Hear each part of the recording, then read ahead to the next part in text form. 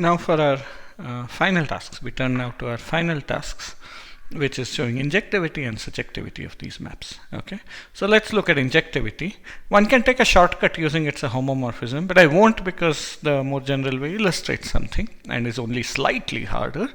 So suppose we know that phi of alpha is equal to phi of beta. Okay, so assume this is true. We want to show that, so claim is that alpha is homotopic to beta, okay, which as usual is fixing endpoints, which implies alpha equals beta. The claim is not this implies this, that's by definition. Claim is that this is true. So here's the proof. What we know from this is that, so alpha tilde and beta tilde are lifts as usual. So alpha tilde 1 is going to be phi of alpha, is phi of beta, which is beta tilde of 1. Okay, and alpha tilde of 0 is the point 0, which is beta tilde of 0. Okay, so thus what we have is alpha tilde and beta tilde are maps from 0, 1 to R. And R is a convex set in a Euclidean space, for example, itself. Okay, and hence have and you also have alpha tilde of 0 equals beta tilde of 0, and alpha tilde of 1 is beta tilde of 1. So by a proposition we showed, by basically taking convex linear combinations, there exists H tilde homotopy,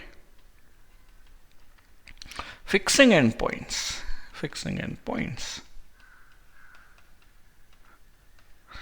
from alpha tilde to beta tilde. Okay, and while we did a lot of work for homotopy lifting, homotopy pushdown is almost trivial. So you let H equals P composed with H tilde. Okay, then H is a homotopy. And push forward of a constant map is constant is again completely elementary. So H is a homotopy fixing endpoints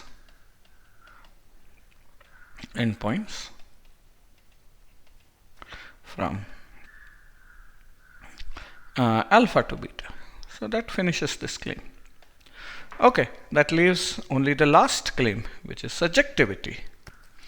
Okay, so to prove subjectivity, we'll just construct an explicit loop.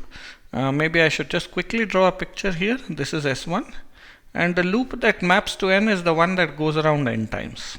Okay, it's a pretty ugly picture, and its lift is going to start at 0 and end at n.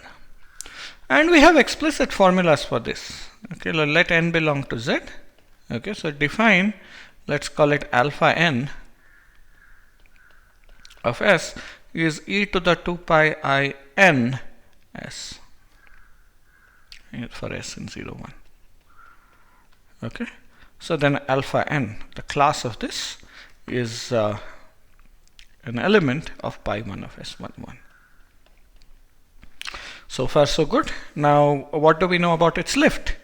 We see alpha tilde of s, well, you can just see from the formula is just n times s. Okay, where alpha tilde maps 0, 1 to r. Here is the question that we have alpha. So how do we see this? Well, as I've emphasized many times, I should put a tilde n here. As I've emphasized many times, because of uniqueness of lifts, we just have to check this satisfies the property. It's a lift of this. That's a simple calculation. It starts at 0, yes, n times 0 is 0, and so that's it, and it's continuous. Okay, so thus what we know is that phi of this class alpha n is going to be alpha n tilde 1, and alpha n tilde 1 is 1.